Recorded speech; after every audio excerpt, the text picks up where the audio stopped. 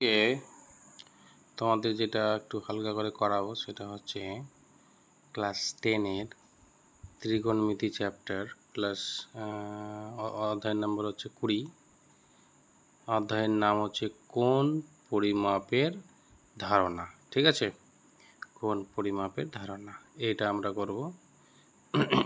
দেখো এইখানে কতগুলো জিনিস ধারণা আমাদের করতে হবে, অবশ্যই ক্লিয়ার করতে হবে।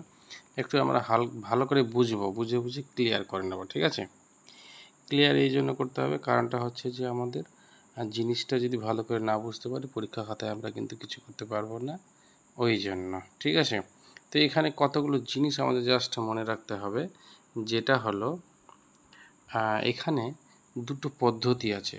কোথায় গেল?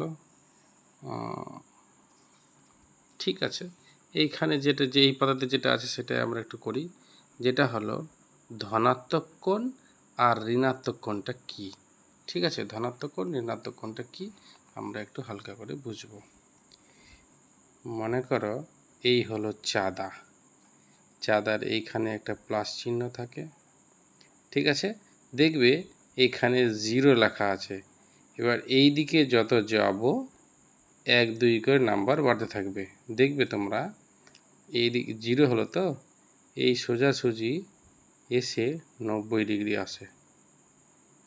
এইখানে 90 ডিগ্রি লেখা থাকে, আর ঠিক এইখানে 180 ডিগ্রি লেখা থাকে। ঠিক আছে, তো এই দিক থেকে যদি আমি ধরি তো এটা ঘড়ির কাঁটার বিপরীত দিক হলো কি না? ঘড়ি তো এই দিক দিয়ে tick tick tick tick tick tick tick tick করে চলে, তাহলে ঘড়ির কাঁটার বিপরীত দিকে চলছে, তো এটাকে বলা হয় ধনাত্মক কোণ। দেখো এবার আমরা বুঝতে পারবো ধনাত্মক কোণ কাকে বলবো। যেটা ঘড়ির কাঁটার বিপরীত দিকে ঘুরবে আর ঘুরে যে কোণ উৎপন্ন করবে। আর আরেকটা হলো ঘড়ির কাঁটার দিকে ঘুরবে, সেটা হচ্ছে ঋণাত্মক কোণ। ঘড়ির কাঁটার দিকে এর মানে এই দিক দিয়ে ঘুরবে। এবার এই দিক দিয়ে যদি ঘুরে তো উল্টো হলো না, তাহলে ঋণাত্মক হলো না, নেগেটিভ হয়ে গেল, ওই জন্য আর কি। বুঝতে পেরেছি জিনিসটা?